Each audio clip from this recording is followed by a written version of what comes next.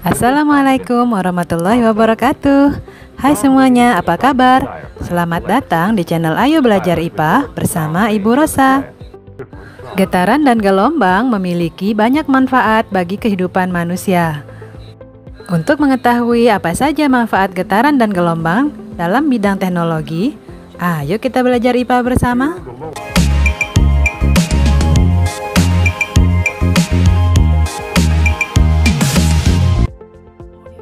Aplikasi getaran dan gelombang dalam teknologi. 1.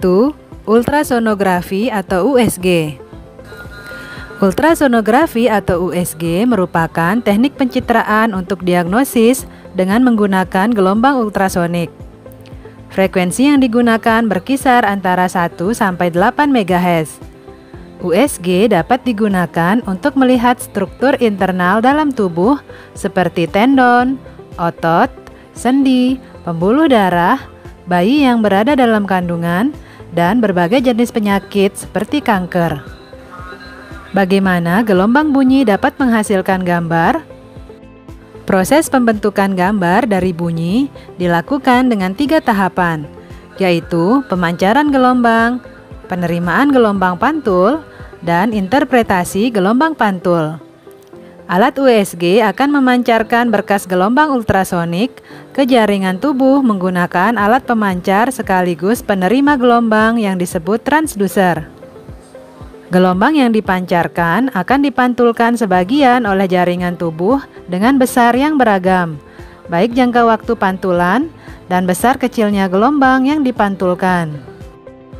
Gelombang yang dipantulkan oleh jaringan tubuh selanjutnya diterima oleh transducer. Selanjutnya, transducer akan mengubah gelombang yang diterima menjadi sinyal listrik, kemudian dihantarkan menuju komputer.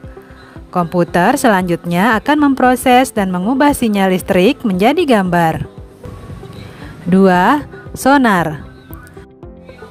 Sonar atau Sound Navigation and Ranging dapat digunakan untuk menentukan kedalaman dasar lautan yang diperoleh dengan cara memancarkan bunyi ke dalam air. Gelombang bunyi akan merambat menurut garis lurus hingga mengenai sebuah penghalang, misalnya dasar laut.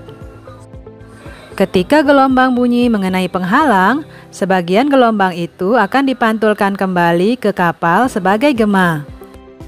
Waktu yang dibutuhkan gelombang bunyi untuk bergerak turun ke dasar dan kembali ke atas diukur dengan cermat. Untuk mengukur kedalaman laut diperlukan transducer dan detektor. Transducer akan mengubah sinyal listrik menjadi gelombang ultrasonik yang dipancarkan ke dasar laut.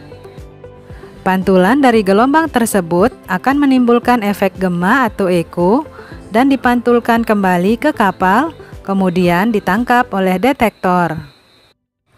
Sistem penerima pada kapal akan melakukan penghitungan mengenai jarak objek. Selain untuk mengukur kedalaman laut, sonar juga banyak digunakan nelayan modern untuk menentukan lokasi di mana ikan berada, kondisi ombak, dan kecepatan arus air laut. Tahukah kamu bahwa sonar ternyata menirukan proses lumba-lumba dalam mencari mangsanya yang telah digunakan lumba-lumba sejak jutaan tahun lalu? Menakjubkan, bukan? Mustahil seekor binatang mampu memiliki sistem sedemikian menakjubkan atas kehendaknya sendiri. Sistem tak tertandingi pada lumba-lumba adalah bukti bahwa Allah yang Maha Kuasa telah menciptakan hewan tersebut begitu sempurna. 3. Terapi ultrasonik. Terapi ultrasonik merupakan terapi yang menggunakan gelombang ultrasonik untuk keperluan medis. Metode yang digunakan yaitu dengan memancarkan gelombang dengan frekuensi tinggi antara 800 sampai 2000 kHz pada jaringan tubuh. Beberapa bentuk terapi ultrasonik misalnya terapi fisik yang biasa digunakan untuk menangani keselio pada ligamen, keselio pada otot, tendonitis, inflamasi sendi, dan osteoartritis. Selain itu, tingginya energi gelombang ultrasonik juga dapat digunakan untuk memecah endapan batu pada penderita batu ginjal atau yang dikenal dengan litotripsi. Gelombang ultrasonik juga dapat digunakan untuk membersihkan gigi dan penanganan penyakit katarak. Ultrasonik juga dapat dimanfaatkan untuk mengantarkan obat tertentu secara efektif pada suatu organ yang terkena penyakit. Misalnya, mengantarkan obat kemoterapi terhadap sel-sel kanker dalam otak. 4. Pembersih ultrasonik. Pernahkah kamu mendengar pembersih ultrasonik? Pembersih ultrasonik merupakan alat yang menggunakan gelombang ultrasonik dengan frekuensi antara 20-400 kHz dan cairan pembersih tertentu, atau dapat juga menggunakan air biasa untuk membersihkan suatu benda. Benda-benda yang biasa dibersihkan menggunakan alat pembersih ultrasonik yaitu perhiasan, lensa, jam tangan, alat bedah, alat musik, alat laboratorium, dan alat-alat elektronik tertentu.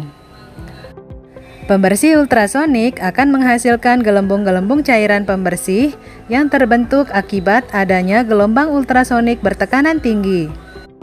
Pergerakan gelembung cairan menghasilkan gaya yang besar untuk melepaskan kotoran seperti debu, minyak, cat, bakteri, dan jamur yang melekat pada suatu benda. Gelembung cairan mampu masuk ke dalam lubang-lubang kecil yang sulit dibersihkan dengan cara biasa, sehingga untuk membersihkannya tidak perlu dilakukan pembongkaran. Yang kelima, sonifikasi. Sonifikasi atau sonification adalah proses pemberian energi gelombang ultrasonik pada suatu bahan, baik itu larutan atau campuran, sehingga bahan tersebut dapat dipecah menjadi bagian yang sangat kecil. Di dalam laboratorium, sonifikasi dilakukan dengan bantuan alat yang disebut sonikator. Pada alat pembuatan kertas juga terdapat alat yang memancarkan gelombang ultrasonik pada serat selulosa sehingga tersebar lebih merata dan menjadikan kertas lebih kuat. Sonifikasi dapat digunakan untuk produksi nanopartikel seperti nanoemulsi dan nanokristal. Sonifikasi juga dapat mempercepat ekstraksi atau pengambilan minyak dari dalam jaringan tumbuhan dan pemurnian minyak bumi. Pada aplikasi biologis, sonifikasi sering digunakan untuk merusak atau menonaktifkan material organik. Misalnya, untuk merusak membran sel dan melepaskan isi selulernya atau yang dikenal dengan istilah sonoporasi. Yang keenam, pengujian ultrasonik. Pengujian ultrasonik atau ultrasonic testing merupakan teknik pengujian yang berdasarkan pada penyaluran gelombang ultrasonik pada objek atau material yang diuji. Gelombang yang digunakan memiliki frekuensi sekitar 0,1 sampai 15 MHz. Dengan menggunakan teknik pantulan gelombang ultrasonik yang dipancarkan ke dalam benda, kerusakan pada bagian dalam benda, ketebalan, dan karakteristiknya dapat dideteksi. Misalnya, kerusakan akibat korosi pada logam.